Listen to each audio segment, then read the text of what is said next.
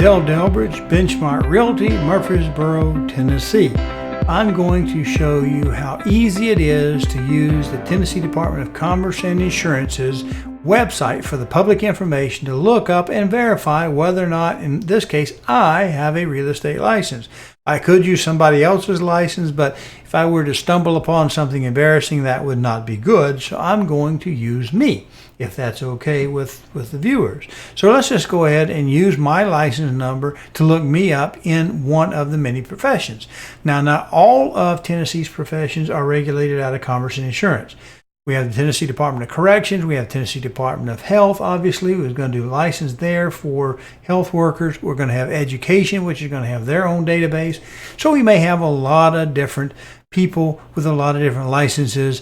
Wildlife, they're going to have their own Tennessee, the resources, wildlife resources. So I'm only going to look at kind of the business side. Also be aware that the state of Tennessee has a Secretary of State who has business licenses recorded under their database. Different story, different thing. We're not going to get there. We're just looking at Commerce and Insurance, and we're going to go ahead and pop up the public site. Let's go ahead and do that. Now we should be browsed up, ready to go. I have Chrome and I use Google. They kind of work together, but you could use Internet Explorer or whatever it is, and Bing. You could use Safari or something else. You can do Duck if you like, whatever search engine you want. This is a public site, fairly well broadcast, so you shouldn't have any trouble typing in the word verify TN. Now let's go ahead and hit that and we'll see what pops back.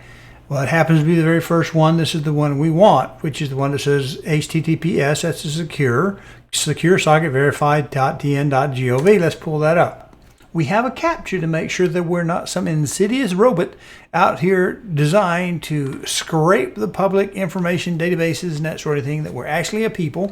It's not case sensitive, so I'm going to type in R7796. It's going to be different for you. Your captcha obviously is going to be different for you. We'll hit this button.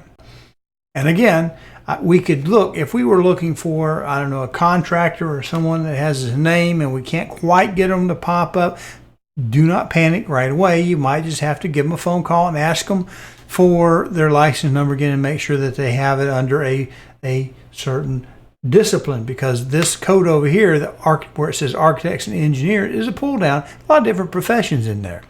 So we already know my license number, so we don't have to fish around. But if you were looking for one that couldn't quite come up, this is firm or last name. That's always an easy one to put in there, and pick, of course, the right job code or occupation code. So we're going to type in here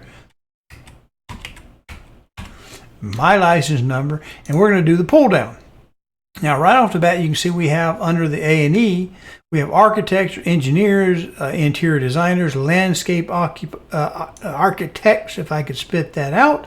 We have barber shops and schools and boxing programs, fire extinguisher agents. We have display people, contractors. This is general contractors up here. We get under home. We have home improvement. That's a limited contractor. And home inspectors, which is under the Home Inspectors Act of 2005. Limited license electricians and plumbers. These are people who might do a lot of residential work, but may not necessarily be your huge big firms. They're limited by the size of the job and their licensure and that kind of thing. We get all them modular building, motor vehicle, auction people, private investigators, all the way through here. We're going to keep on going down till we see this real estate broker affiliate TS for timeshare, I believe. And we're going to hit the red button where it turns red and says search. And we should pull up only one record, me. Because again, this is not about trying to make anyone look bad. It's just trying to teach you how to use Tennessee's website to look up a license.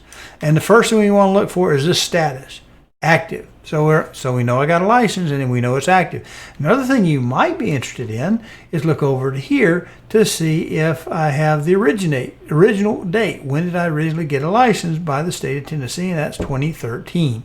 Okay, there's my license number. We have an affiliate. Tennessee structure is similar to a lot of other states. We have a broker. We must work with a broker that supervises us and make sure that we're following the laws. And that's a double check for Consumer Protection for People's Protection is the company. We could actually look that one up if you wanted to. There's my little name. There's my little business. Let's go ahead and pull up the details. We haven't left the government. We're going to slide on up. And here we see the profession code. This is what translates to affiliate brokers in real estate. It shows that I'm profession name as a real estate agent. There shows my name. Now I practice under the name Dell because Dell, not a whole lot rhymes with Randall. And it is in honor of my deceased father. Here we are. It shows where the city my broker is located out of. And let's look at some of these credit hours. Continuing education. Now I do want to be fair and explain to you about continuing education. In the state of Tennessee, we have a certain number of hours and a certain process that we get into our license. We take a test. It's fairly minimum. And the state of Tennessee says you must take a minimum number of hours to hold your license every 2 years. Now, how can this be important to look at this type of information? Well, is your prospective real estate person one who puts off his continuing education to the very last possible minute and takes all of his 16 hours at once, or does he take them through the year? Now realize that this does not represent all of the education that a licensee will have, but they will have a number of classes that the state of Tennessee recognizes as their continuing education. And again, are they minimalists? Are they delayed? Do they wait to the very last minute to do it? Are they taking the same things over again?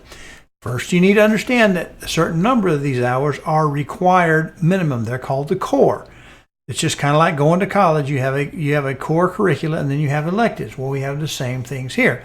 We are kind of restricted, which is one of the reasons you might see more things. Here we have Tennessee Residential Core. That's for my next cycle. And we have Ethical Excellence in Raising the Bar. I don't like to take the same ethics class over and over again.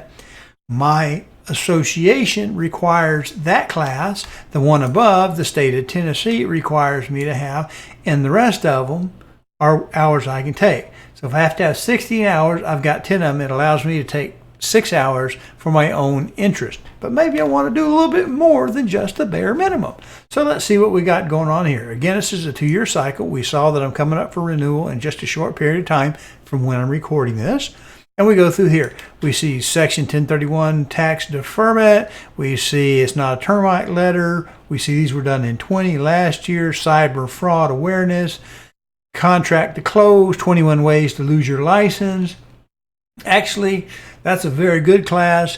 The fellow who started Benchmark teaches that particular, and that's like a core class on steroids. So what that's like. Keeping it honest, real tracks, death, divorce, what happens when somebody passes away and we can't find all of our heirs, what do we need to do in these different things. So these are, even though they may not be necessary to continue my license when I got the minimum number, they're giving me something of value. And I'm looking at the Trek Core, Transaction Desk, Managing Online, Basics, Real Tracks. These are kind of core things dating all the way back to 2016. Listing Management. We just go on through there. Now, some of these people, if they're brand new, they may only have 90 hours. If they're brand new. If you pull them up and they don't have a couple of pages to scroll through, they may be relatively new, or perhaps they have been in retirement and decided to come back out and get back in the game. So anyway, that's just a real quick little tutorial that I wanted to show you, and hope that it's helpful to you, because you can look up more than just a licensee, a real estate professional licensee. You can look up their broker. They're tied in there as well. A lot of stuff's in there, and it's at your fingertips if you choose to look at it. Hope this has been worth your time. Thank you for watching. It's Dell Delridge, Benchmark Realty, Murfreesboro, Tennessee.